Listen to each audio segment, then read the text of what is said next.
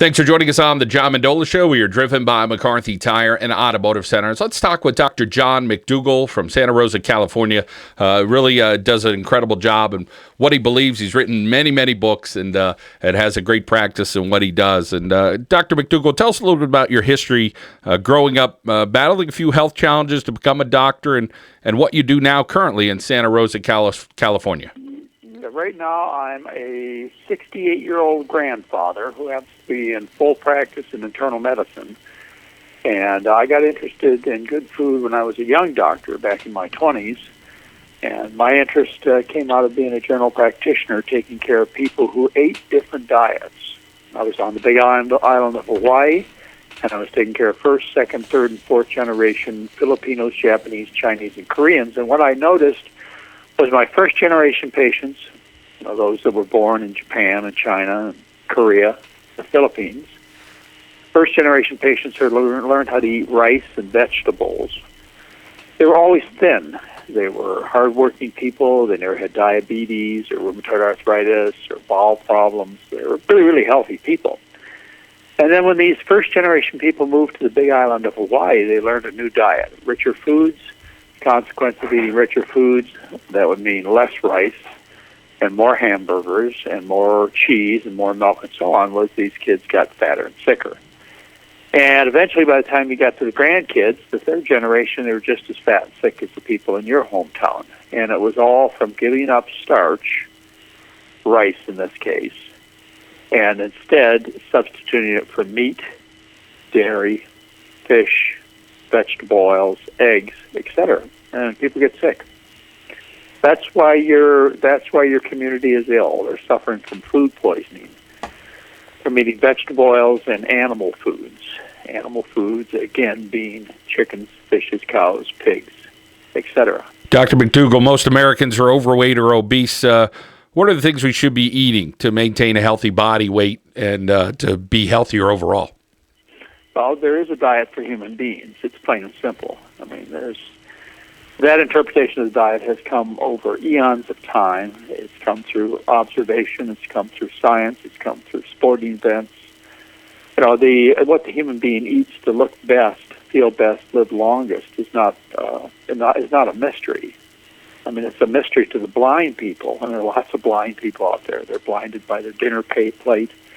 They're blinded by the food business and all their advertisements. But people who have their eyes open do understand what the human diet is. The human being is a starch eater. The human being lives on starches.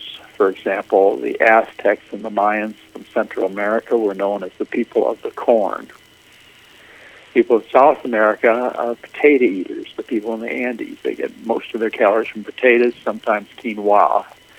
People in the Far East, up until recently, lived on a diet that was 90% rice. In the Middle East, in Syria and Egypt and Iraq, Iran, this is a part of the world that was known as the breadbasket of the world. That's where people lived on wheat and barley for almost their entire existence. So what you see if you're a person of history, you see the human being has lived on starch, with extremely few exceptions. Only in the extremes of the environment have people lived on anything but starch. The vast majority of civilization is civilized because it got its nutrient source from corn and beans and potatoes and sweet potatoes and rice and rye and so on. It got these served as the caloric engines for the development of civilization. These starches did. So that's what people eat. They eat starch. They eat oatmeal for breakfast. They eat pancakes. They eat hash brown potatoes. For lunch, they eat bean burritos, burgers made of the right thing, various soups like bean soup, pea soup, lentil soup. For dinner, they eat mushu vegetables and rice. There's all kinds of things. We've published 4,000 recipes. Dr. McDougall joining us here on the John Mendola Show. Doctor, tell us about the good habits one person in a family can start and how that could help others. If one family is eating everything and then one person starts, it's probably first important thing is to kind of change your own habits first and then see if the others will kind of follow what you're doing. Well, that's a good example. And it's one person starting a movement is often the way it happens. Sometimes families get forced into this because one person gets sick, like maybe dad gets sick, has a heart attack, and the wife and all the kids have to get in line because there's got to be some change in the family so dad can survive. And, oh, by the way, you folks may have heart attacks, and you may be suffering from weight problems and acne problems and so on, and this would help you too. So, yeah, one person does start. Sometimes they get started because of the horror associated with slaughtering houses. Somebody gets a wink at what's going inside with the killing machines, the pigs and the cows, and that person just can't stand it anymore. So they say, I'm not going to eat meat. That's one way to get into it. Another person may get excited about the environment and say, you know what, planet Earth is burning in hell right now because of climate changes that are caused by industry. And one of the major things that we can do to cut this down immediately is to change our food from livestock, which is the major contributor to planet pollution. We can change from livestock to a starch-based diet. We started eating corn, rice, potatoes, and so on. Made a big impact on the environment. Another person may decide that they want to change their diet and be the leader in the family and the community because they're tired of being fat. Being fat is detractive. I don't care what the fat people say it looks good. It doesn't. It's an unsightly appearance of the human body. It's not a healthy appearance. So there are a lot of people in your community, particularly the students, who are walking around with less than the appearance they deserve, and it's embarrassing to them. So they may say, well, let's see, if I wanted to be trim, I'd eat the diet of trim people. Now, let's see, who do I know are trim people? Oh, all the Asians living on rice are trim. So I think I'll eat like the Asians do, I'll live on rice. Or some of your community students may say to themselves, well, let's see, I want to be an endurance runner. I'll eat like endurance runners eat. And so they started looking around, and they find out the Kenyans and the Ethiopians have won the last few, they've won almost all the marathons since 1968. They won the Boston Marathon. A couple of months ago, they won the Honolulu Marathon, as Kenyans did. Ethiopians came in second place. These are people who live on corn and other starches. You might discover the Tahamari Indians in the northwest of Mexico in Copper Canyon and find out these are the running people. They run 20 miles a day, and they do it on corn. Their diet is almost no animal foods at all, and instead, virtually no dairy products. And instead, they live on corn, and they win these humongous athletic events. So your students, there are lots of reasons they may get into a healthy eating. From various aspects of their community, their family, their personal desires, and so on. And that gets right into the part of the importance of the young people with good nutrition and athletics. They kind of go hand in hand, I think, as you mentioned, with some of the examples of these people that they do. How about different fruits and things that they could eat other than vegetables as well? Well, that's a very important point, and I can tell that I could offer you a little bit of clarification yourself on this. It's crucial people distinguish vegetables from fruits from starches. Starches are a particular classification of vegetable, a classification which means it has lots and lots and lots of energy in it in the form of carbohydrate, sugar. Let me say that again, sugar. Carbohydrate, they're chains of sugar, and these chains are called starch, or maltose is another name, or they're sugar starches, and these are stored in parts of plants, like in the tubers of potatoes, or the bulbs of various plants, or sweet potatoes. They're underground storage organs, or this energy is stored above ground in seeds that we call grains, like rice and rye and corn, and also in legumes that we call beans, peas, and lentils. Now, these are different. These starches, these high-calorie plant parts that store energy, are different than non-starchy green and yellow, orange, and red vegetables. Like, for example, cabbage. Cabbage is not a starch. It's a non-starchy vegetable. You will starve to death if you try and live on cabbage. Kale, broccoli, cauliflower. These are all non-starchy vegetables. That you cannot make the center of your diet or you will starve to death. There's not enough calories. So it's important that anyone interested in good nutrition focuses on this particular kind of plant food, which is starch, which is it should be easy for them. That's what almost everybody who's walked planet Earth has lived on their diet is starch. Rice for Asians, and corn for people in Central America and American Indian, and potatoes for people in South America. This is not a big step in knowledge for anybody to take.